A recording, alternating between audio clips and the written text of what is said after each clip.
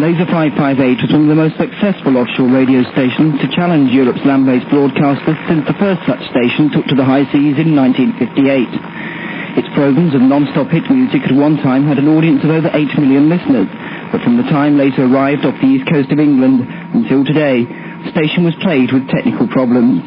The original plan to broadcast using an aerial suspended from a balloon flown above the radio ship communicator, previously a surveillance vessel called Guardline Seeker, was soon abandoned in favour of the more traditional transmitter masts. And despite its massive audience, Laser never achieved the same measure of success in gaining advertising. Nevertheless, the station was seen as such a threat by Britain's independent local radio operators, who found their listeners deserting in droves to the brash American newcomer, that they put pressure on the UK government to silence both Laser and her neighbour Caroline. The government surveillance vessel took up station in the not-deep channel of the North Sea, where both ships are anchored.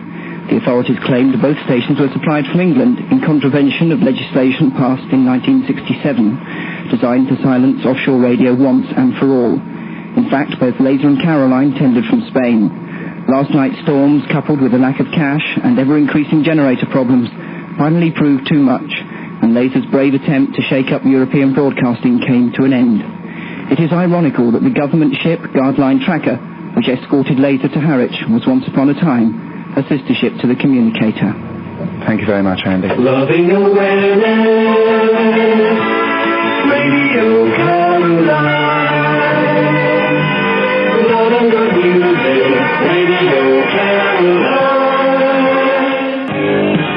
It's 6 minutes after 11 o'clock. This is Radio Caroline International, broadcasting live from the North Sea aboard the Ross Revenge. Radio Caroline Newsflash, brought to you by Newsweek magazine. The offshore radio ship MV Communicator, home of Laser 558, sailed from the not-deep channel today, escorted by the British government surveillance vessel Guardline Tracker. The communicator had been plagued by generator problems since yesterday, and after a night of heavy storms on the North Sea, the government vessel took up position alongside the ship earlier today. It isn't yet known if the communicator had asked for assistance or if the authorities boarded the vessel. Both ships are now believed to be heading for Harwich on the east coast of England.